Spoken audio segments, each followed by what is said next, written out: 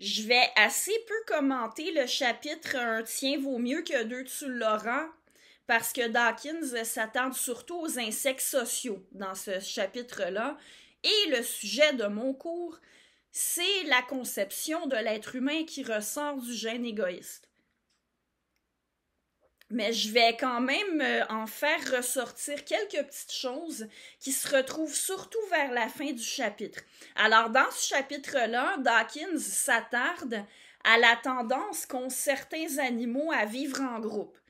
Et j'imagine que je ne vous apprends pas que l'être humain est de ces animaux qui vivent en groupe. Nous sommes des animaux sociaux. Ou pour le dire autrement, nous sommes des animaux grégaires.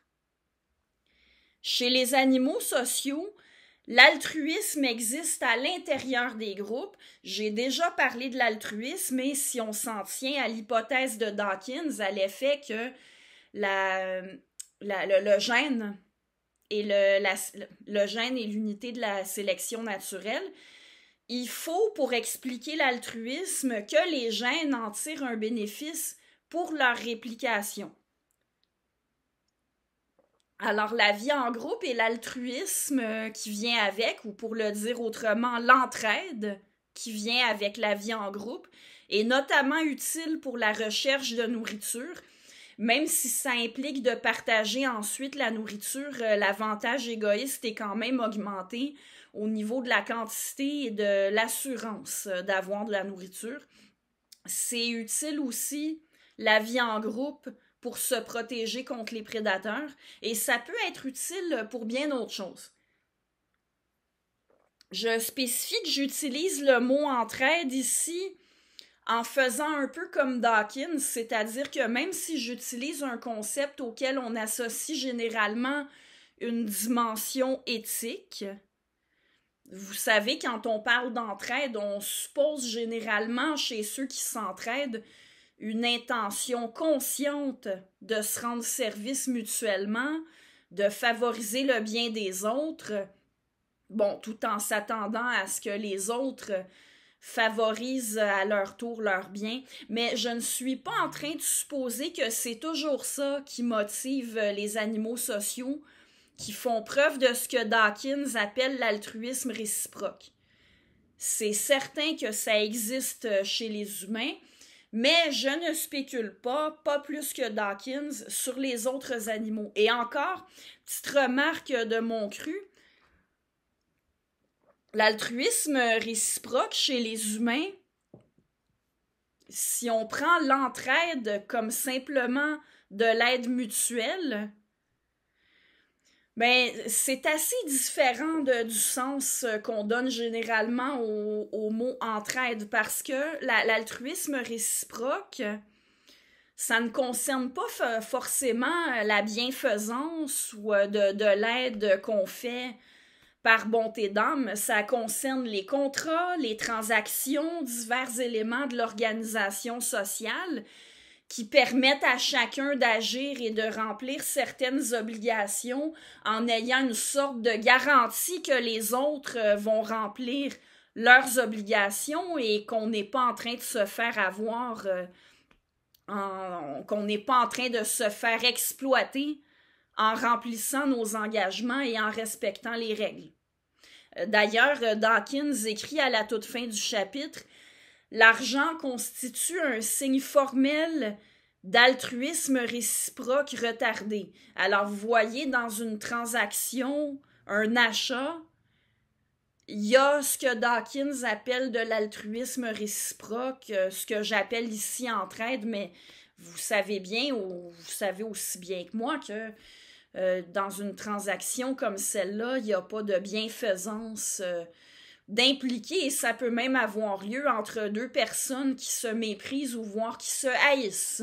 Alors bref, quand je parle d'entraide, même en ce qui concerne notre espèce, je veux simplement dire que chacun fait des choses pour le bénéfice des autres, et les autres font des choses pour son bénéfice, et ça ne suppose pas, en tout cas pas forcément, qu'il y ait des bons sentiments comme la compassion ou la bienveillance d'impliquer. Alors, dans la vie en groupe, l'altruisme réciproque se développe.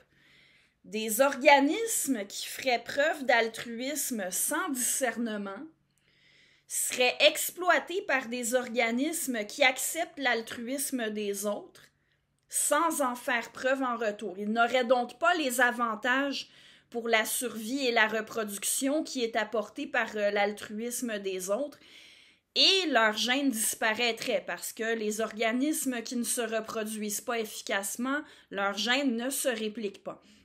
Donc, bref, des gènes qui programmeraient un animal social pour être altruiste sans réciprocité ne continueraient pas de se répliquer.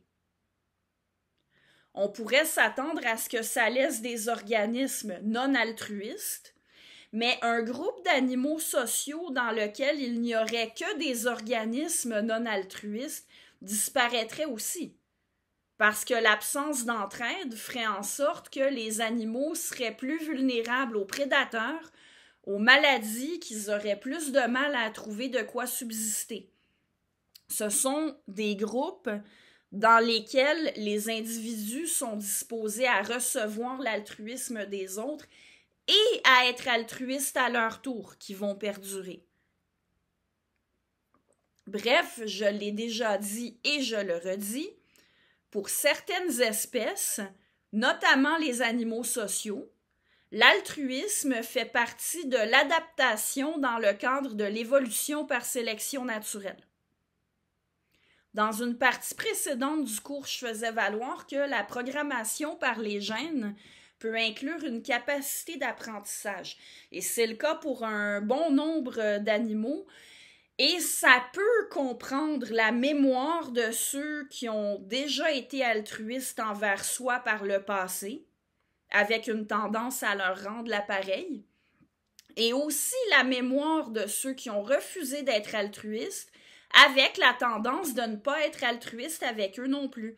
Ici, je fais un lien avec Frans de Waal, le primatologue, qui nous apprend à tout le moins que ce genre de mémoire suivie de reconnaissance ou de rancune, ça existe chez les autres primates.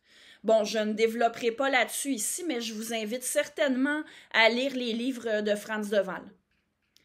Maintenant, il est clair que l'altruisme réciproque existe dans l'espèce humaine et en plus, nous les humains, on est capable d'altruisme, non pas simplement au sens biologique, mais aussi au sens éthique, c'est-à-dire qu'on agit pour le bien des autres en sachant qu'on agit de façon à favoriser le bien des autres et on est même motivé, ou du moins on peut l'être, directement motivé par le bien des autres.